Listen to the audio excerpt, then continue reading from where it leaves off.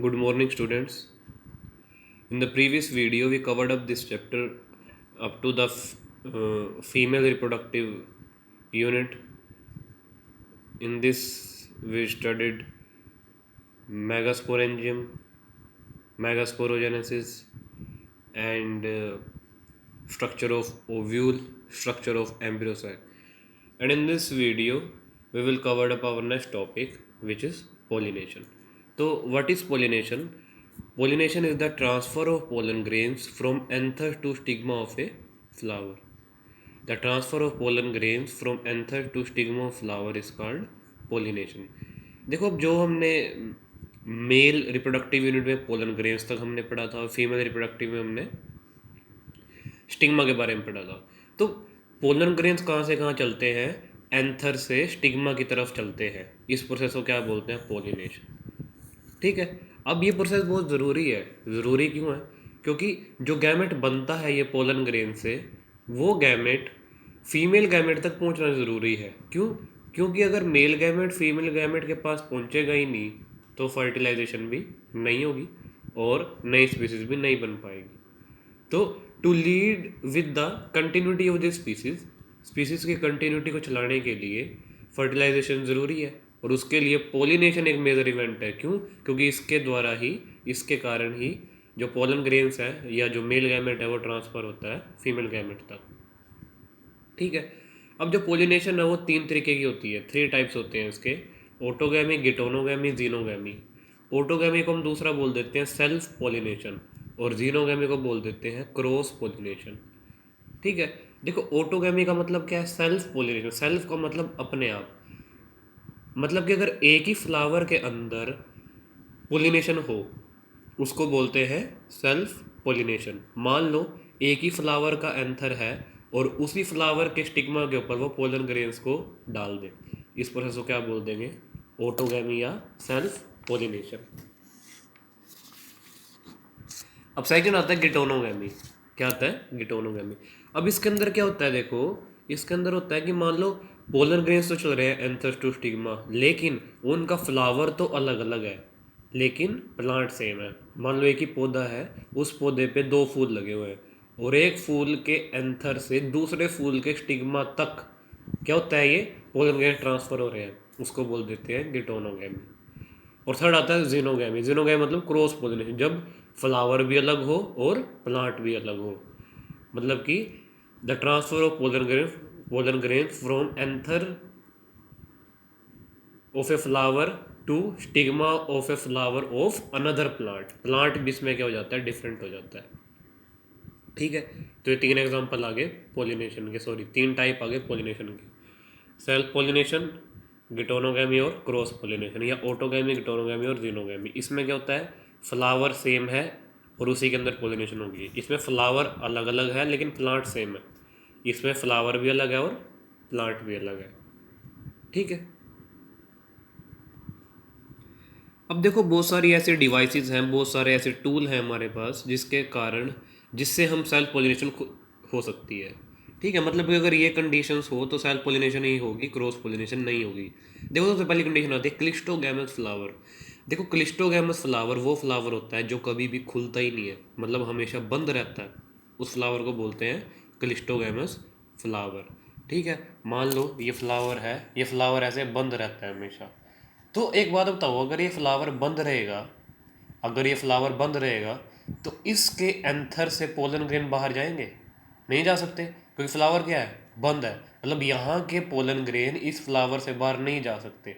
तो ऑब्वियसली बात, अगर बाहर नहीं जा सकते तो इस फ्लावर के पोलन ग्रेन्स को उसी फ्लावर के स्टिग्मा के ऊपर लैंड करना पड़ेगा, और इसी कंडीशन को क्या बोलते थे हम? Self pollination.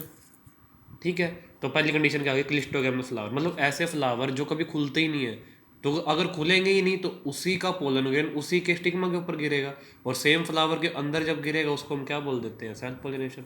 तो पहला डिवाइस क्या आता है इसके अंदर? Cleistogamous flower. दूसरी कंडीशन क्या आती है? होमोगैमी। होमोगैमी का मतलब होता है कि जब दोनों के दोनों यूनिट, मेल यूनिट और फीमेल यूनिट, एक ही टाइम पे मैच्योर हो, उसको बोलते हैं होमोगैमी। अगर देखो दोनों यूनिट, मेल और फीमेल यूनिट फ्लावर के एक ही टाइम पे मैच्योर हो तो अगर मान लो एंथर मैच्योर हो तो वो क्या रिलीज कर देगा, पोलन ग्रेन, और स्टिग्मा भी उसी टाइम मैच्योर हो तो वो एकदम से उस पोलन ग्रेन को कैच कर लेगा।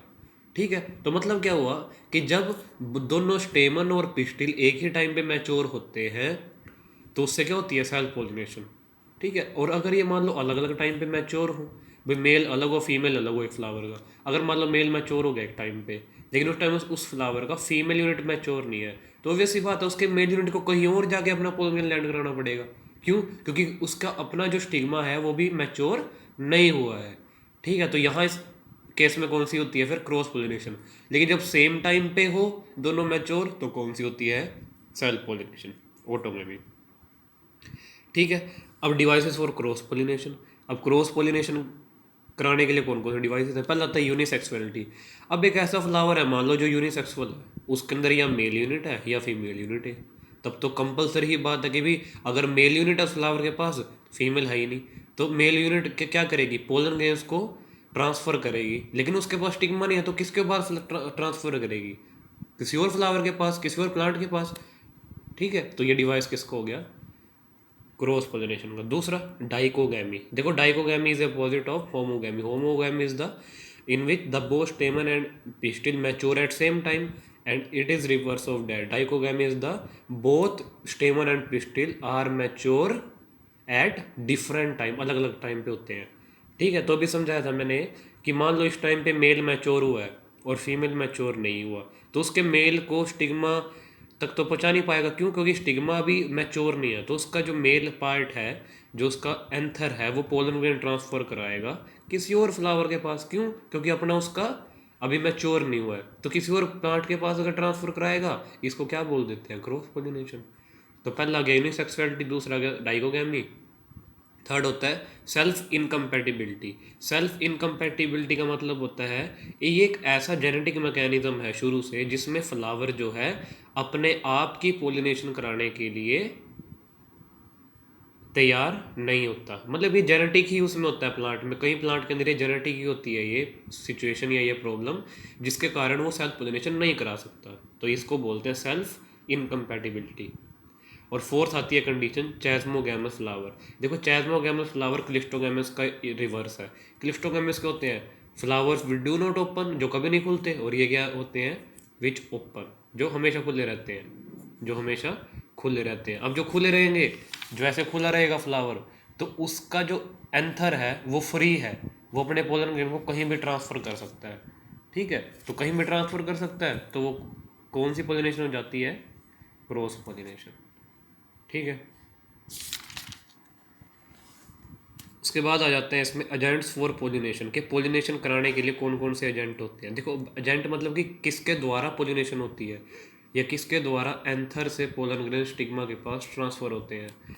देखो इसमें दो तरीके के एजेंट आते हैं, एबायोटिक एजेंट और बायोटिक। बायोटिक का मतलब होता है लिविंग, एबायोटिक का मतलब होता है नॉन लिविंग। तो नॉन लिविंग एजेंट कौन कौन से हैं, विंड और वाटर, और बायोटिक के अंदर एनिमल के अंदर।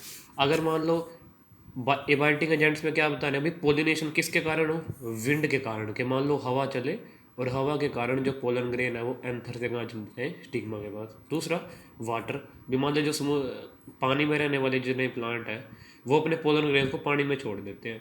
ठीक है, और उस पानी के ज़रिए वो पोलन ग्रेन तैर तैर के फीमेल यूनिट के पास पहुंच जाते हैं दूसरे फ्लावर की। ठीक है, और बायोटिक एजेंट क्या है, एनिमल्स। मान लो कोई मक्खी है, मधुमक्खी है, वो एक फ्लावर पे बैठ गई, तो वो फ्लावर क्या करेगा, उसको अपने पोलन ग्रेन दे देगा, और फिर वो मक्खी उनको लेकर कहाँ बैठ जाती है, दूसरे फ्लावर के स्टिग्मा के ऊपर। तो वहाँ वो क्या कर देती है, उन पोलन ग्रेन को डस्ट कर देती है जाके। तो मतलब वो as a vector, as a carrier का काम करती है उस फ्लावर के लिए। तो ये हो जाते हैं एनिमल के कारण। अभी डिटेल में हम पढ़ लेते हैं कि इनको क्या बोलते हैं। देखो सबसे पहले हम पढ़ते हैं वाटर से पोलिनेशन को क्या बोलते हैं। तो वाटर पोलिनेशन को हम बोलते हैं हाइड्रोफिली। क्या बोलते हैं, hydrophily. When pollination carried out by water, जब पानी के द्वारा पोलिनेशन होती है उसको बोलते हैं हाइड्रोफिली। एग्जांपल है इसका वेलिसनेरिया, हाइड्रिला। हाइड्रिला मैंने आपको दिखाया भी था लैब में। और वेलिसनेरिया भी क्या है, ये दोनों एक्वेटिक प्लांट है, पानी में रहते हैं। तो होता क्या, देखो ये मैंने दिखाया है वेलिसनेरिया में, ये मान लो एक प्लांट है वेलिसनेरिया के, दूसरा प्लांट है। ये इसका फ्लावर है, ये इसका फ्लावर है। अब इसके फ्लावर से स्टेमन में से पोलन ग्रेन यहाँ डस्ट कर दिए इसने पानी में। अब ये पोलन ग्रेन फिर कहाँ जाएंगे, देखो ट्रांसफ़र हो गए लहरों के साथ पानी की, दूसरे फ्लावर के स्टिग्मा के ऊपर लैंड कर जाएंगे और वहाँ से अंदर जाके क्या हो जाएगी, फर्टिलाइजेशन हो जाएगी। तो यहाँ पोलिनेशन किसके द्वारा हुई है, पानी के द्वारा, वाटर के द्वारा, इसको बोलते हैं हाइड्रोफिली। दूसरा जाता है एनीमोफिली। अब एनीमोफिली में क्या होता है, विंड के द्वारा पोलिनेशन होती है। वाटर पोलिनेशन को क्या बोलते हैं, हाइड्रोफिली। विंड पोलिनेशन को बोलते हैं एनीमोफिली। देखो, when pollination is carried out by wind, जब हवा के द्वारा पोलिनेशन होती है उसको बोलते हैं एनीमोफिली। अब ऑब्वियस सी बात है, अगर हवा के जरिए पोलन ग्रेन को ट्रांसफर होना है तो पोलन ग्रेन्स के पास और स्टिग्मा के पास कुछ एक प्रॉपर्टीज होनी चाहिए। प्रॉपर्टीज क्या, अगर मान लो पोलन ग्रेन्स भारी है तो भारी पोलिनेशन, सॉरी, जब भारी है मान लो पोलन ग्रेन, तो भारी पोलन ग्रेन्स को ट्रांसफ़र करना बहुत मुश्किल होता है।